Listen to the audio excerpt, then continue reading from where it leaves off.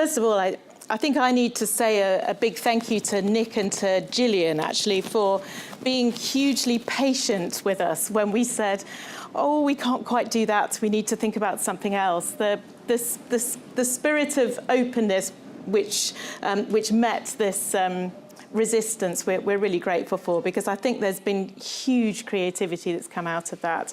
And I'm especially grateful for Sophie's capacity to navigate around different worlds and to open up a new possibility. So thank you. And thank you to Heythrop for hosting us today.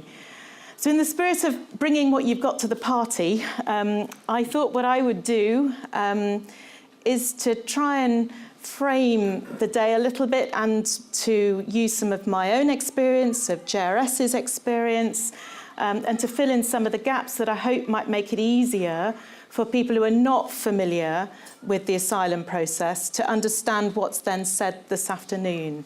I know that there's a variety of experience in the room, some people who are deeply embedded in working to support refugees who've got enormous knowledge, and that not everybody does. So I thought that might be a bit helpful.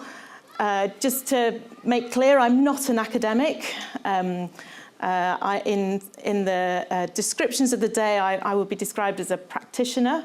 I'm not a theologian, but the organisation that I am director of is very definitely a faith-based organisation. The Jesuit Refugee Service is a work of the Society of Jesus.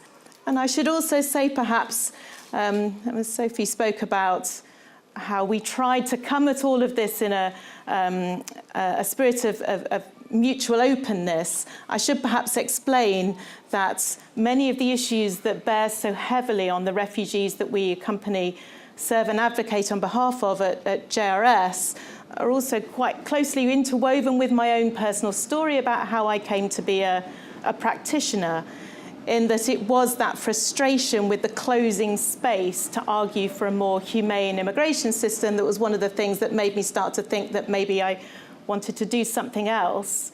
And similarly, there was a reflection for me during the 12 years in politics that I wanted to do something where the fight for justice was more congruent with a just way of being.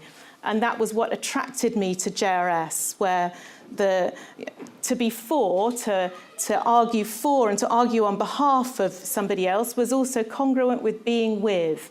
We weren't in the business of instrumentalizing the people that we were working with and for, but actually that was something that was joined together. So that's really how I came to be at JRS.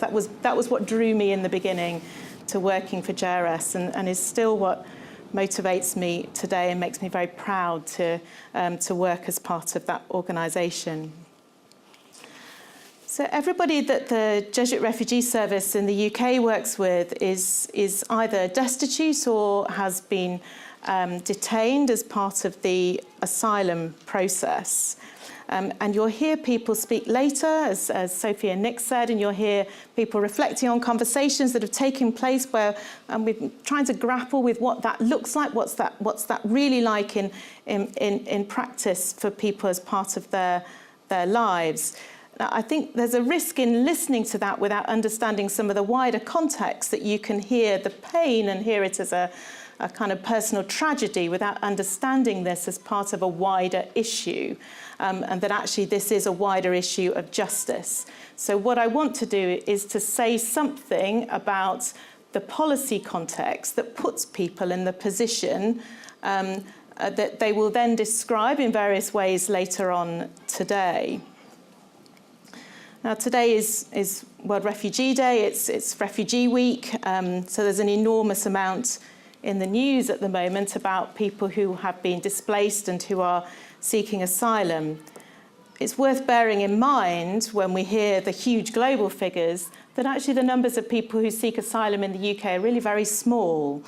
So the figures that UNHCR released yesterday said 33,000 people sought asylum in 2017. Well, actually numbers have been going down even since then. So the numbers who seek asylum in the UK is remarkably small in the global picture. Most people who are forced from their homes end up in countries very close to where they fled from. Many of those countries are some of the poorest countries in the world. We receive very few people. But the process is very difficult. People experience great difficulty in getting their story heard and getting a fair hearing. Now, right from the beginning, it seems almost to be set up to interrupt process of community and processes of forming relationship with others. So immediately people are dispersed when they first seek asylum, usually living in very poor accommodation. They receive some asylum benefits and financial support, but it's extremely low level. I know there are some people here who work with refugee organisations outside of London. Most people are dispersed outside of London, so if you're working with refugees outside of London, you'll be very well familiar with what it's like to live on asylum support and how difficult that is. It's not enough to pay for a winter coat, for example. It's not enough to pay for anything that's out of the ordinary. It's just about enough to get by. You may be moved more than once, but it's the interaction then with the asylum process itself and trying to get your story heard and understood that where things really start to get very difficult. Those we work with at JRS, and this was my experience when I was a Member of Parliament, would speak about lost paperwork. They'd speak about being treated with suspicion and disbelief right from the beginning. They'd speak about difficulty of being heard, particularly if that story was emotionally challenging and difficult. If it involved issues of sexuality, for example, if there was an element of sexual assault, if people had converted to another religion or even another denomination. These kind of things were very, very difficult sometimes to get heard within the system in the UK. Now, I can tell you stories. Perhaps you prefer to read research or formal reports, and if so, there's been plenty written. You could read the Chief Inspector of Borders' many inspections into the asylum process and many critiques. Most of his recommendations have not been enacted by the Home Office. There's been a recent report by Refugee Action that did some systematic interviews with people about their experiences inside the asylum system, and they said very many similar things to the things that I've just said and that you may well hear more about later this afternoon.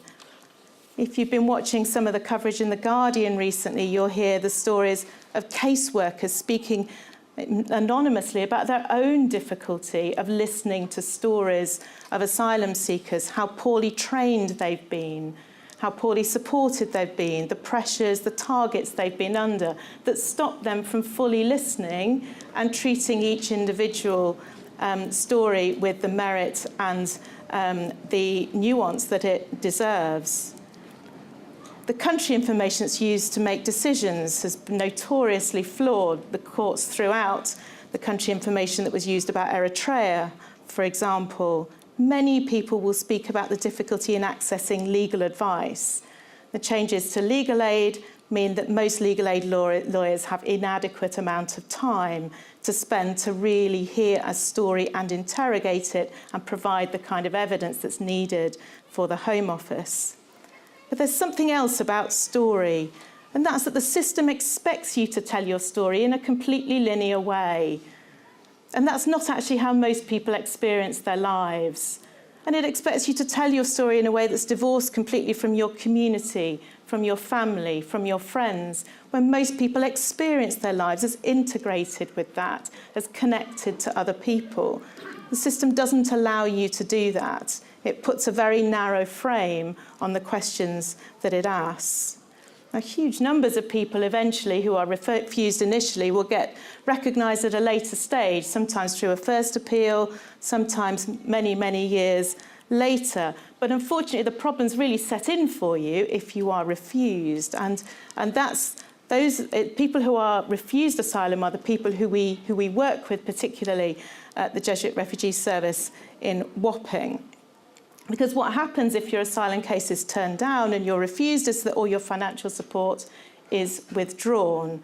Your accommodation is withdrawn. You've never been allowed to work, but working becomes a criminal offence. Now, if you had money in a bank account, it's likely to have been frozen. That's just been temporarily halted. The new Home Secretary's got cold feet about that as he's realised how many people might be finding their bank accounts frozen who were never really intended for that. But I dare say that will begin again. You're not allowed to rent property. And not only that, there's a kind of question mark over whether it's okay for you to lodge with other people who are renting property. And the chances are the friends who are putting you up are probably renting their accommodation. You're not allowed to drive. Your access to the NHS becomes extremely difficult. You're liable for detention. You're expected to report regularly with all the cycles of distress and anxiety that's involved in that. You may have seen something about the Windrush scandal in the last few months. In fact, you'd be hard-pressed to avoid it. It has been all over the papers. But what happened to people who were Windrush-era citizens is what's happening to the people who are refused asylum in the UK. It is the same group of measures that's known as the Hostile Environment Agenda, which is enacted on people who are refused asylum. So what you saw then, just transplant to people who are refused asylum and understand what this means. This is part of a wide range of policy measures which taken together make it extremely difficult for people to function and to live, and intentionally so. It is intended to make their lives crushingly difficult. That is its purpose, in the hope that people give up their claim to remain and agree to leave voluntarily. So it's not an accident. And I suppose as when you're listening to stories, that's one of the things I hope you might bear in mind, that the injustice that's meted out to people is not done as an accident. This is not, people are not unintentional subjects of the Hostile Environment Agenda. They're absolutely intentional subjects of the Hostile Environment Agenda. And what does that mean in practice? Well, in the conversations that we had as the lead up to this conference today, the theme that came up again and again was around insecure housing and what that meant in a physical sense for people's lives. That in a way didn't surprise me, but there was something about hearing people describe the real detail of their lives that still startled me.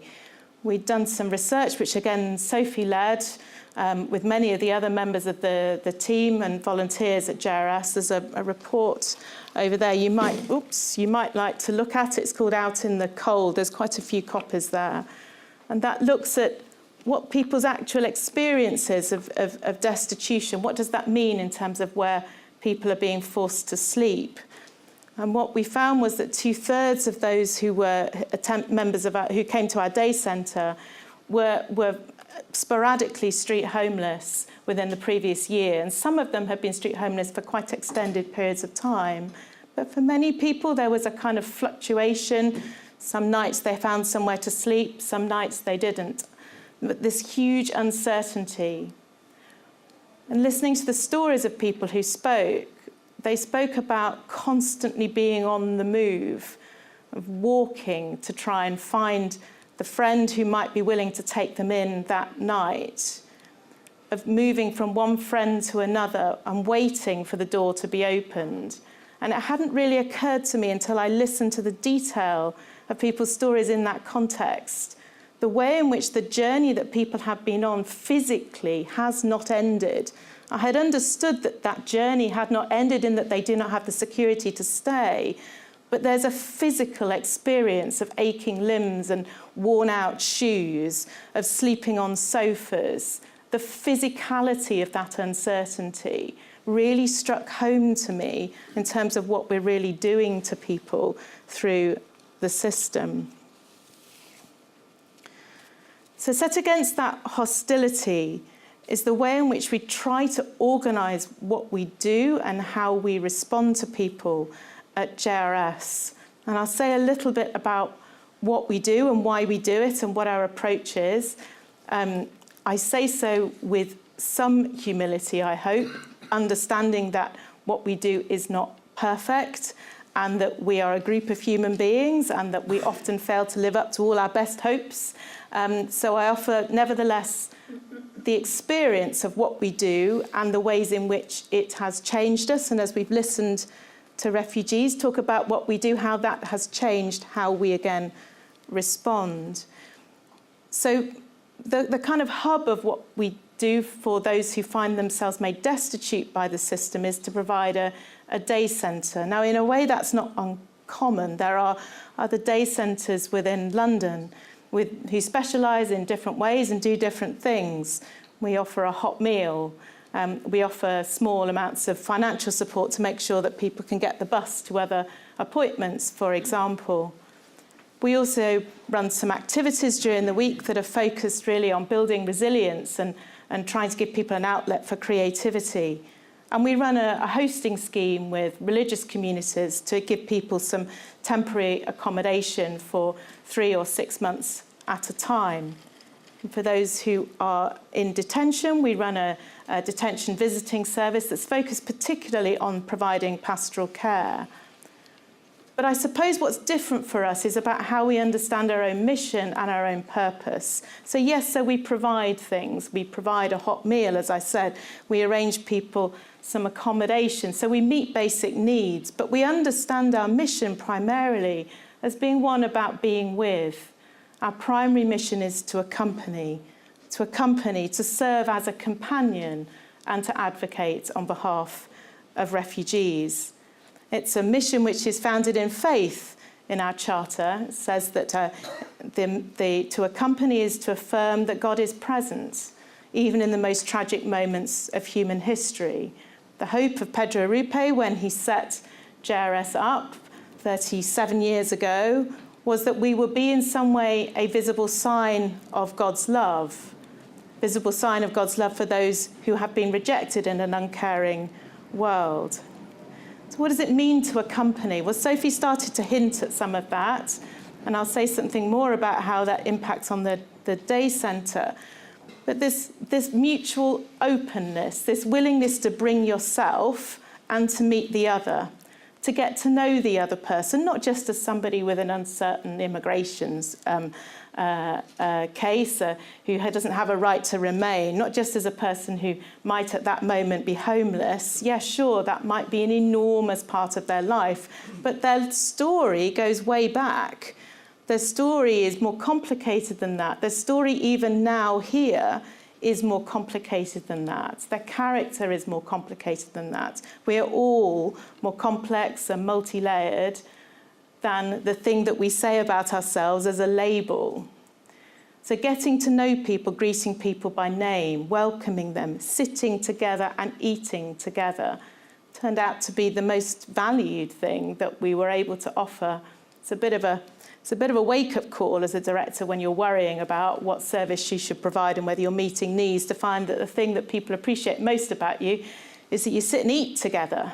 Quite a simple, low-cost meal. I suppose it shouldn't surprise a Catholic organisation that model of Eucharistic community is actually what is most valued, but it still came as a bit of a surprise to me to find that. I said it's not perfect. Sometimes we forget people's names, but we try always to remember what people last said. And we find that refugees track our stories too. They remember if you've been a bit unwell and will ask. This is mutual. This is not just an asymmetric process. And we try to encourage others to engage within the same spirit. We had a meeting at the weekend with many of our hosts, and people said the most extraordinary things about their experience of hosting refugees, about the process of getting to know somebody and what that meant. One of the religious shared about how much it had changed their congregation's sense of mission and purpose to host a refugee. It had given them a whole new lease of life. It's not just a question when you're listening to somebody and living alongside somebody, you learn something about what it is to seek asylum or what their own different life experience might be, but you often learn something really quite profound about yourself. And what refugees have told us is that being given time, being valued, being listened to also gives them a different perspective on their own story. They start to see a different side of it that they perhaps didn't expect. And the same is true for the person who accompanies. You're engaging in relationship with all the difficulties and challenges of that. But we do understand that that is our prime purpose at JRS. All sorts of things have surprised me about this at working for JRS, despite the fact that I knew an awful lot about the policy and what really happened to people from my work as an MP. But the process of being alongside people and working with others who work very, very closely with refugees has changed my perspective in a myriad of different ways. I could never have imagined that the thing that is almost more painful than anything else for most people is the way in which time is wasted in the process, the lack of meaningful sense of purpose caused by not being allowed to work. Not being allowed to work has now been added to by the new rules that ban people from engaging in study. So since the start of the year, people have been moved on to new bail conditions, and routinely, if you're a refused asylum seeker, you're banned from study. It seems a remarkable bit of cruelty. By the way, that does include ESOL, in case you're wondering. So the lack of meaningful purpose and occupation and the ability to contribute, that seems to be what gets to people more than anything else. Now, at JRS, we have a variety of ways in which people are able to volunteer their skills, and we notice an unleashing of energy for them and a huge unleashing of energy for our team at being able to work alongside refugees as peers and colleagues, not simply as beneficiary. It changes our perspective. But I suppose I understood something new for myself about what it is to be a human being, that in fact the desire to give of yourself is somehow really, really important. And instead of looking at refugees as people primarily in need, I realised that the denial of being able to give is actually as much a torture as the denial of some of the physical aspects that the system imposes on people. My Catholic social teaching will speak of the dignity of work, of being about something that provides meaning and purpose. I guess that's exactly what it's talking about. That's what it means in practice. So that brings me really to the kind of final point I want to say as I'm reflecting on this process of the conversations and what I have learnt by working at JRS and thinking about the public policy context. Because that public policy context is a model which is founded on the model of hostility is framed by a story of scarcity. When you're thinking about the stories and the stories that we tell ourselves about our country, what allows you to be hostile, what the fertile ground for hostility to breed is this perspective that our resources are in some way scarce. It's prosecuted by a kind of heavy, aggressive use of demonisation of aggressive language. And politicians co-opt the tool for a whole variety of different reasons, such as trying to explain whose side they're on in order to fight elections. But the root stuff, the stuff underneath it, the stuff that allows it to gain traction is the perspective on yourself, on your country, on what you have, of being of limited supply. We have scarce resource, and the people who are coming here are in incredible and intense need, and their need might overwhelm us. They might take what we have and what we need to survive. There's no doubt that that kind of story about ourselves gains much greater traction in a time of austerity. But it didn't start there. This kind of view about ourselves way predates the kind of more recent models of austerity from a financial perspective. And for me, I suppose I find it interesting. I find it interesting to wonder what this preoccupation of need, where it comes from. And sure, there's a need to meet physical needs of refugees, but I can't help wondering whether there isn't something more existential, something more spiritual that it's tapping into. There's something about meeting somebody who is deep in need that ends up being reflected in you, and a kind of awareness of your own precariousness, the precariousness of your own life, the emptiness, your own neediness, the kind of stuff that modern society doesn't sit easily with. We're supposed to be self-sufficient. I wonder whether or not that's actually what's at root. Sure, we could kind of counteract this by saying that we're a rich society, we have many resources. I started at the beginning by saying that most refugees are hosted by the poorest countries, but this is not an argument grounded in fact. It's an emotional sense of who we are and how we interact with one another. This is a story about what we think about ourselves and the story about what we think refugees want from us. But if we frame everything through this model of scarcity and frame everything about their need, we miss all the interesting stuff. We miss all the gifts that they bring. And I don't just mean the economic gifts and the financial gifts of migration. I mean the sharing of joy when you get to know somebody. I mean the lessons that you learn when you watch somebody face life's difficulty with such inspirational resilience and courage. The stories many tell us privately, quietly, about their faith, about the ways in which God seems close to them in the midst of this. These are the elements that have inspired me. These are the bits of gift that you miss if you frame everything by thinking that you have limited resources that they might take, and they are deeply in need. You miss the we, and you miss the relationship. And at the end of the day, the trauma of refugees, the trauma of us, our own brokenness, all of that doesn't get healed necessarily by physical resource. There's something about giving and receiving and being able to give and receive in relationship that is what begins to bring new possibility and new perspectives. Thank you.